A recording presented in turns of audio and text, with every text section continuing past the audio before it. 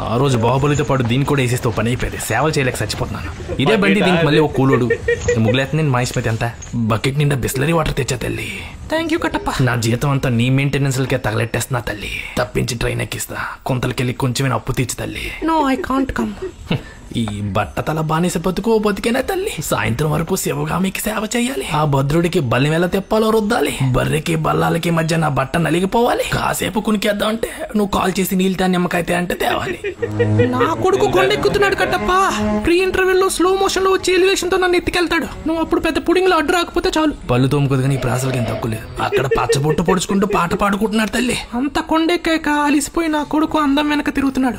అక్కడ పాట అయ్యాక ఇక్కడ అందరూ తాట తీస్తాడు కట్టప్ప. తల్లి కొడుకులు ఇంటర్వెల్లో వెళ్ళిపోతారు సరే, నా బకాయిలే బాహుబలి తీరుస్తాడు తల్లి. నువ్వు అడిగినప్పుడల్లా ఆర్డర్లు పెట్టాను.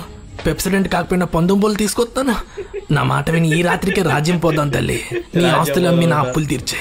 కనీసం కొంతల్లో బొంతలు అమ్ముకుని బ్రతుకుతాను తల్లి. కుటుంబం లేనోడికి కష్టాలు లేవు అనుకుంటే ఎలా తల్లి? పళ్ళు తోముకోమని పందుంబోలు ఇస్తే పిచ్చి పళ్ళేంటి తల్లి? మెంతులు మెంతులు మెంతులు పులుసు. మా ఆయన్ను వెధవని చేసి నన్ను వెధవని చేసి అప్పుడు వెన్నుపోటు పొడిచి ఇప్పుడు అప్పులు వడ్డీలు అంటున్నావా కట్టప్ప? ఆ చితి బల్లాల దేవు కనుకుంటున్నావా? అది నీ కోసమే కట్టప్ప. నా కొడుకు వచ్చాక ఫస్ట్ కొరువు పెట్టేది నీకే. You black sheep.